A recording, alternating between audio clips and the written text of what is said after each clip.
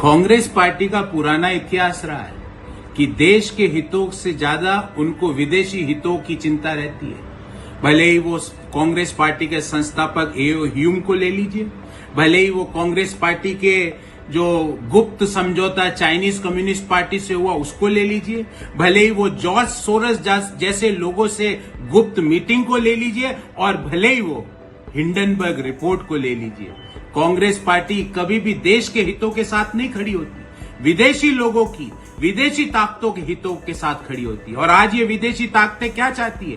भारतीय अर्थव्यवस्था की गति को रोका जाए, भारतीय पूंजी बाजार की ग्रोथ को रोका जाए, भारत के मध्यम आय वर्गीय परिवारों की वेल्थ क्रिएशन को रोका जाए, भारत के छोटे निवेशकों की आमदनी को रोका जाए। पर भारत के स्टॉक मार्केट्स बहुत स्ट्रांग है। हिंडनबर्ग की मनगढ़ंत रिपोर्ट के बावजूद आज मार्केट ने उसका कोई इफेक्ट नहीं हुआ। मार्केट मोर और लेस शुक्रवार जिस लेवल पर बंद हुआ था, आज भी मोर और लेस उसी लेवल पर रहा। तो ये भारतीय अर्थव्यवस्था की और भारत के बाजारों की रेजिलियंस बताती है।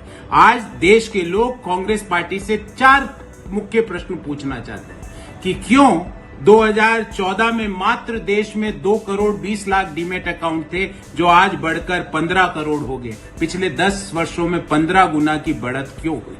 आज देश के लोग कांग्रेस पार्टी से ये पूछना चाहते हैं कि क्यों पिछले 4 सालों के अंदर आईपीओ के जरिए मार्केट से कंपनियों ने 3.25 लाख करोड़ रुपया रेज किया, पहले ऐसा क्यों नहीं हुआ? क्यों म्यूचुअल फंड इंडस्ट्री की साइज 2014 में मात्र 9.25 लाख करोड़ रुपया थी, जो आज बढ़कर 65 लाख करोड़ रुपया हो गई है?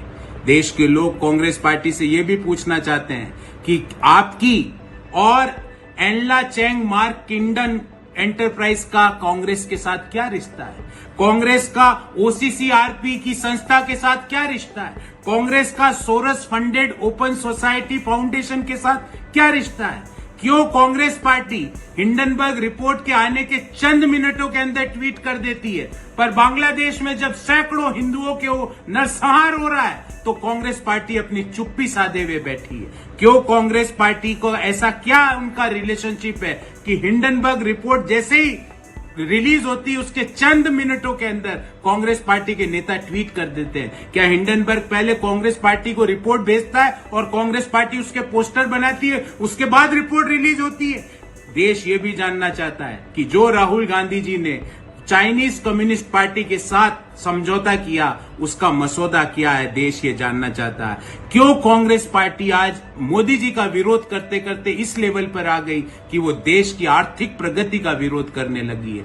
क्यों कांग्रेस पार्टी के नेताओं की जब संपत्तियां अभूतपूर्व तरीके से बढ़ती है, राहुल गांधी जी की जो संपत्तियां 2004 में 55 लाख रुपया थी, जो 2024 में बढ़कर 20.5 करोड़ रुपया हो गई, मतलब 20 सालों के अंदर 3,583% का इंक्रीज। उसी तरह अगर हम कांग्रेस पार्टी और उनके सहयोगी दल जैसे समाजवादी पार्टी के नेता कपिल सिब्बल जी की संपत्ति देखें तो 2004 से 22 के बीच लगभग 3,500% की इंक्रीज। उसी तरह अगर हम अभिषेक मनु सिंघवी जी, जो कांग्रेस और आम आदमी पार्टी पता नहीं किस पार्टी के नेता है, वो 2006 से लेकर 24 के बीच 2,311% की वृद्धि हुई। चिदम्बरम साहब, जिनकी संपत्ति 2011 में 10.9 करोड़ रुपया तो चल संपत्तियां और अचल संपत्तियां 1 करोड़ की थी, कुल संपत्ति 12 करोड़ की थी, जो 22 में बढ़कर 141 करोड़ रुपए की हो गई।